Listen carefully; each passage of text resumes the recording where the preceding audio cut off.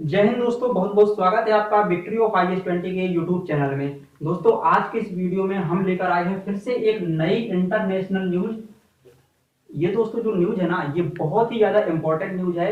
इस न्यूज को यदि आप पूरा समझ गए तो आप हमारे जो पूरा विश्व का इतिहास है ना, उस इतिहास की एक बहुत बड़ी चीज समझ जाएंगे। दोस्तों, जो ये कोरिया युद्ध है ना, इस युद्ध में बहुत सारे बड़े बड़े देश इन्वॉल्व थे। तो यही कोरिया युद्ध के बारे में हम लोग आज चर्चा करेंगे। दोस्तों, इधर से एग्जाम में बहुत सारे सवाल पूछे जाते हैं, चाहे वो आपका वनडे एग्जाम हो या फिर कोई बड़ा एग्जाम हो, तो वहां से भी। और इन सारी चीजों को हमारी लाइफ में भी बहुत ज्यादा इंपॉर्टेंस करता है, तो इसलिए इसको समझ लीजिए एक बार। देखिए, न्यूज क्या है, न्यूज थोड़ी सी है लेकिन उसका पूरा हम अब इतिहास बताएंगे, है ना। इसी तरह से अपन लोग न्यूज को डिस्कस करते हैं कि कोई अगर न्यूज में कोई चीज अगर न्यूज में चल रही है तो उस न्यूज को समझने के बाद हम क्या करते हैं, उसका इतिहास खंगालते हैं। ठीक है, तो इसका इतिहास क्या है, देखिए न्यूज क्या है। हाल ही में साउथ कोरिया के जो प्रेसिडेंट है, जिनका नाम है मून जे इन, क्या नाम है, मून जे इन, साउथ कोरिया के ये प्रेसिडेंट है। इन्होंने कहा है कि हमारी जो नॉर्थ कोरिया के साथ में लड़ाई चल रही थी वर्षों से, उस लड़ाई को हम क्या करते हैं, अब बंद करते हैं। यह इन्होंने घोषणा की है। लेकिन हालांकि जो साउथ नॉर्थ कोरिया के जो अभी तानाशाह किम जोंग है, उन्होंने इस बात को एक्सेप्ट नहीं किया है। और ये बात जो इन्होंने बोली है वो इनसे नहीं बोली है, अपने आप में यह घोषणा की है। इससे पहले भी कई बार हुई है लेकिन यह युद्ध अभी समाप्त नहीं हुआ है। तो फिर से इन्होंने बोला है क्योंकि कोरिया युद्ध के 70 साल पूरे हो चुके हैं। ये 1950 से चालू हुआ था। तो उसी चीज की हम थोड़ा सा इतिहास जानने की कोशिश करते हैं। देखिए दोस्तों, जब हमारा यहाँ पर जो कोरियन पेनिनसुला, पहले तो कोरिया को मैप समझ लीजिए। ठीक, देखिए ये जो पूरा फैला है ना, ये यहाँ पर मैप बनाया है, ये पूरा कोरिया पेनिनसुला है। जो ऊपर वाला भाग है इसको बोलते हैं उत्तरी कोरिया। ऊपर वाले भाग को क्या बोलते हैं, उत्तरी कोरिया। और नीचे वाले भाग जो दक्षिण में है, इसको बोलते हैं दक्षिण कोरिया। ठीक, दक्षिण कोरिया के पास में ही यहाँ पर आपको जापान ये फैला हुआ दिखाई देगा। ठीक, तो ये जापान फैला हुआ है। अब देखिए ये क्या कहलाता है आपका, ये जापान सी कहलाता है। यानी कि कोरियन पेनिनसुला के पूर्व में जापान सागर है और इसके पश्चिम में यहाँ पर पीला सागर है। अगर दक्षिण में नीचे आप मैप खोल के देखेंगे तो आपको ईस्ट चाइना सी यानी कि पूर्वी चीन सागर आपको दिखेगा। तो तीन तरफ से ये समुद्र से घिरा है, इसलिए इसको पेनिनसुला कहते हैं। आपसे यदि पूछा जाए कि पेनिनसुला यानी कि प्रायद्वीप किसे कहते हैं, तो वह क्षेत्र, वह प्रायद्वीपीय क्षेत्र जो कि तीनों तरफ से समुद्र से घिरा हो, उसको हम पेनिनसुला या फिर प्रायद्वीप बोलेंगे। तो आपको बात समझ में आई, प्रायद्वीप किसे कहते हैं। अब देखिए, जो ये कोरिया प्रायद्वीप है, इसमें पूरा उत्तर कोरिया और दक्षिण कोरिया शामिल होता है। इसको एक साथ बोलेंगे कोरिया प्रायद्वीप। ठीक, तो उत्तर की तरफ का जो भाग है इसको बोलते हैं उत्तर कोरिया, और जो दक्षिण की तरफ का भाग है दक्षिण कोरिया। ये पहले एक ही हुआ करता था, उत्तर कोरिया दक्षिण कोरिया नहीं हुआ करते थे। पहले पूरा एक ही कंट्री हुआ करता था जिसको बोलते थे कोरिया। ठीक, लेकिन इसका विभाजन कैसे हुआ, चलो इसका इतिहास थोड़ा सा जानते हैं। देखिए दोस्तों, 1904 के बाद से जो जापान था ना आपका, ये जापान बहुत ज्यादा उभर गया था। मतलब जापान बहुत ज्यादा डेवलप होने लगा था और पूरे विश्व में ये बहुत ज्यादा ताकतवर कंट्री बन रहा था धीरे धीरे करके 1904 के बाद से। यहाँ पर क्या हुआ, जापान ने आसपास पैर पसारना चालू किए। ठीक है, तो कोरिया पेनिनसुला मिला, यहाँ पर उसने फार्म हाउस अपने बना लिए। ठीक है, तो जापान यहाँ पर रहने लगा फार्म हाउस बना करके, यानी कि कोरियन पेनिनसुला पर जापान ने अपना अधिकार कर लिया। इतना कंप्लीट हुआ। अब देखिए, जापान ने यहाँ पर कंप्लीट कर लिया जापान की, लेकिन शक्ति बढ़ने के कारण जापान अन्य क्षेत्रों पर भी धीरे धीरे अधिकार करने लगा। जैसे रूस का कुछ हिस्सा इसने कब्जा कर लिया, चाइना का कुछ हिस्सा जैसे हांगकांग को इसने अपने कब्जे में ले लिया। इस तरह से जापान जो था, इसकी शक्ति बढ़ रही थी, जिस तरह से वो अपना क्षेत्रीय विस्तार भी करता जा रहा था। ठीक, लेकिन 1904 से 1945 तक तो जापान की स्थिति बहुत ही मस्त चली।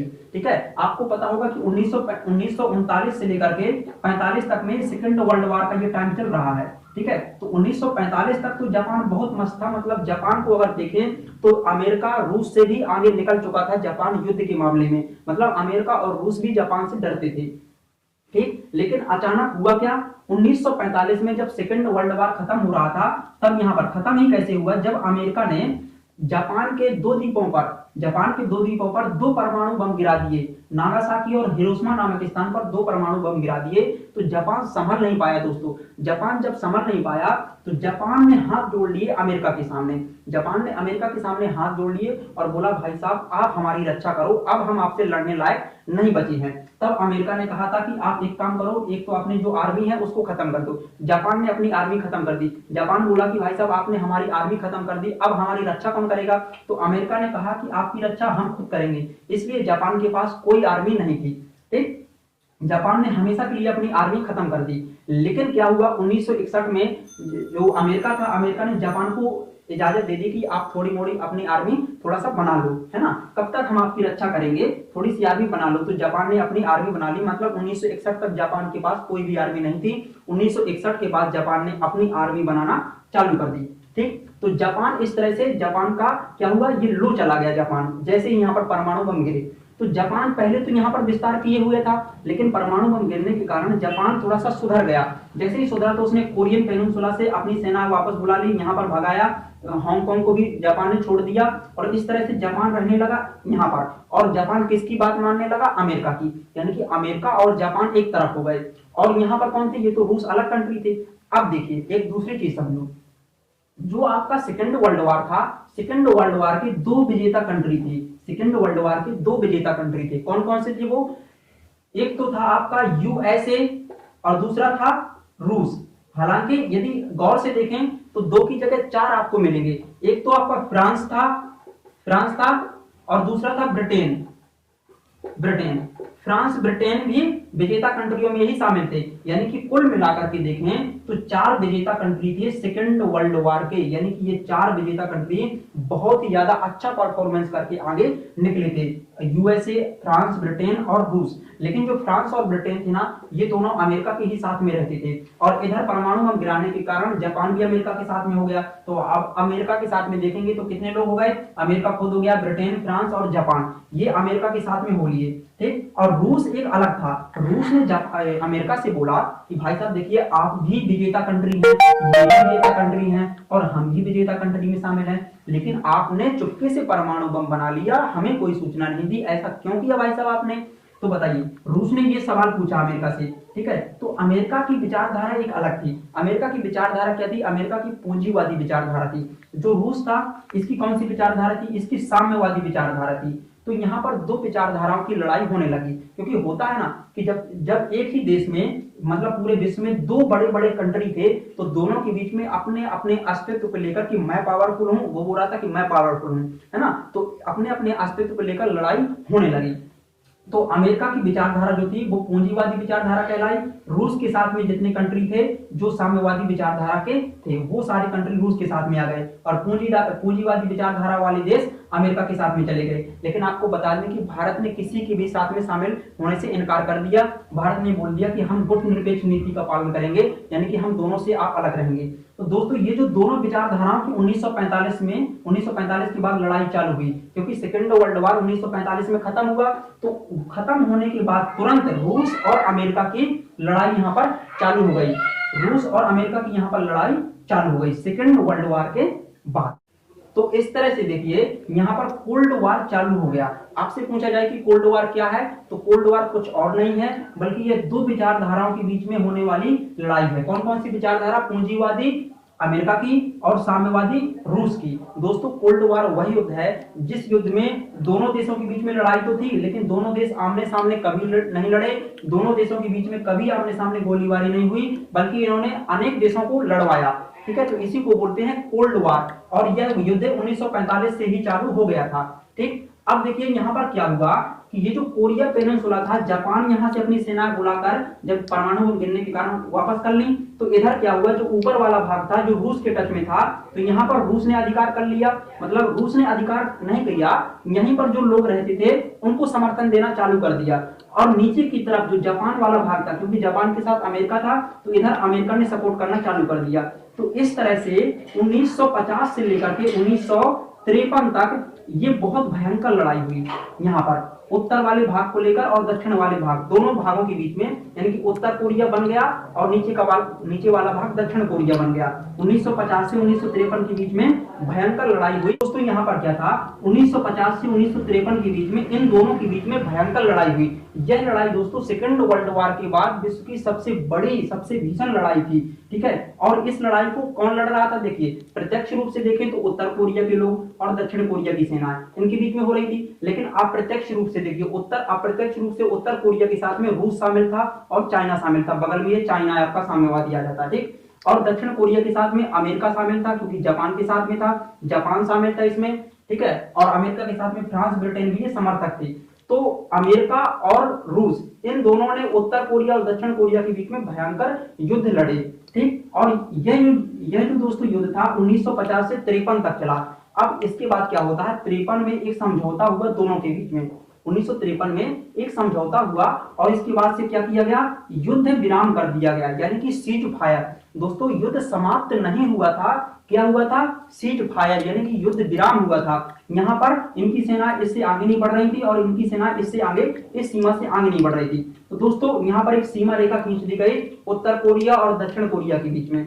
दोस्तों ये जो सीमा रेखा है ये अभी भी एग्जाम में पूछी जाती है। इस सीमा रेखा का नाम क्या है, डीएमजे, डीएमजे मतलब Z, demilitarised zone, demilitarised zone. यह उत्तर कोरिया और दक्षिण कोरिया के बीच की सीमा रेखा कहलाती है और इसको 38 डिग्री समानांतर भी बोलते हैं। उत्तर कोरिया और दक्षिण कोरिया के बीच की सीमा रेखा को 38 डिग्री समानांतर या 38 डिग्री पैरेलल के नाम से भी जाना जाता है। ये एग्जाम में पूछा जाता है, इसको आप लोग याद रखिए, ठीक। तो यहां से ये 1953 में जब ये सीमा रेखा खींच दी गई तो इसके बाद से यह युद्ध विराम हो गया। हालांकि युद्ध समाप्त नहीं हुआ, युद्ध को उसी स्थिर अवस्था में रख दिया गया। तो ये बात दोस्तों आपको समझ में आई होगी। अभी देखिए क्या हुआ है कि 2020 जो था ना आपका वर्ष 2020 में 1950 में चालू हुआ था ना ये युद्ध। 1950 से 2020 तक कितने साल हो गए, 70 वर्ष पूरे हो गए ना। तो दक्षिण कोरिया की सरकार ने 70 वर्ष पूरे होने पर यहाँ पर इस युद्ध में 1950 से 53 के बीच में जो युद्ध हुआ था, इस युद्ध में एक बहुत ही अच्छा परफॉर्म करने वाले भारतीय कर्नल थे। यहाँ पर कौन थे, भारतीय कर्नल, जिनका नाम था एजी रंगराजन। इन्होंने बहुत अच्छी लड़ाई लड़ी थी, बहुत ही वीर पुरुष थे, ये भारतीय थे। तो इनको क्या दिया है, वार हीरो के सम्मान से सम्मानित किया गया है। इनको वार हीरो नामक एक सम्मान होता है, दक्षिण कोरिया का सम्मान है। ये उन लोगों को दिया जाता है जिन्होंने युद्ध में बहुत अच्छा प्रदर्शन किया होता है, बहुत ही ज्यादा साहसी लोग। तो एजे रंगराजन को 2020 में साउथ कोरिया की सरकार ने वार हीरो नाम के सम्मान से सम्मानित किया है। तो दोस्तों ये एग्जाम में पूछा जा सकता है कि हाल ही में किस भारतीय को, ये दोस्तों मर चुके हैं, है ना, किस भारतीय को वार हीरो के सम्मान से सम्मानित किया गया है। तो एजी रंगराजन को यह वार हीरो पुरस्कार दक्षिण कोरिया का है। वो किससे संबंधित है, वो मतलब वीरता के क्षेत्र से संबंधित है, ठीक। तो दोस्तों उम्मीद करता हूं कि आपको ये समझ में आया होगा। ये थोड़ा सा और करंट था 2020 का। अभी दोस्तों यही न्यूज थी आज की कि जो साउथ कोरिया है उसने औपचारिक रूप से यह घोषणा की थी कि हमने नॉर्थ कोरिया के साथ में युद्ध समाप्ति की घोषणा कर दी है। हालांकि नॉर्थ कोरिया का जो तानाशाह है वो बहुत ही कचरा इंसान है, इसका नाम है किम जोंग, ठीक है। ये ऐसे युद्ध को समाप्त करने वाला नहीं है। हालांकि अमेरिका चाहता है कि साउथ कोरिया का युद्ध जो है वो नॉर्थ कोरिया के साथ में समाप्त हो जाए, दोनों मिलजुल के रहे। अमेरिका ये चाहता है, क्योंकि अमेरिका इसी की तरफ था युद्ध में। आपने इतिहास में तो समझ ही लिया, जो हमने अभी समझाया आपको। तो अमेरिका इसका सपोर्ट करता है। अमेरिका उत्तर कोरिया की किम जोंग से बोलता है कि यदि आप इस युद्ध की समाप्ति की घोषणा कर देंगे ना, तो हम क्या करेंगे, आपके ऊपर जो व्यापारिक सैंक्शन लगाए हैं ना उनको हम बंद कर देंगे। लेकिन किम जोंग क्या बोलता है, तानाशाह यहाँ का बोलता है कि आप चाहे तो जितने भी सैंक्शन हमारे ऊपर लगा दो, हम लेकिन यह युद्ध समाप्त नहीं करेंगे, ठीक है। यह युद्ध समाप्त नहीं करेंगे। एक ही कंडीशन पर यह युद्ध समाप्त हो सकता है, जब यहां से इधर जो जापान में जो अमेरिका की सेनाएं बैठी हुई हैं, इन सेनाओं को अमेरिका वापस बुला ले। लेकिन अमेरिका अपनी सेनाओं को वापस नहीं बुला सकता है, इसलिए यह युद्ध कभी समाप्त नहीं हो सकता है। लेकिन हो सकता है भविष्य में कुछ ऐसी बाजी पलटी कर जाए तो युद्ध समाप्त हो जाए, तो अगली न्यूज आएगी इसकी आगे आखिर क्या होता है। हालांकि साउथ कोरिया वाले तो चाहते ही है कि युद्ध समाप्त हो जाए, क्योंकि यहाँ के जो मून जे इन थे, यहाँ के प्रेसिडेंट, उन्होंने यह घोषणा की है। हालांकि ये नहीं मान रहे हैं अभी भी, ठीक। तो दोस्तों यह न्यूज थी। उम्मीद करता हूं तो आपको ये पूरा इतिहास समझ में आया होगा। दोस्तों समझ में आया हो तो वीडियो को लाइक करें और चैनल को सब्सक्राइब जरूर करें। जल्दी ही मिलते हैं नेक्स्ट किसी अच्छी इंटरनेशनल न्यूज के साथ में। तब तक के लिए जय हिंद।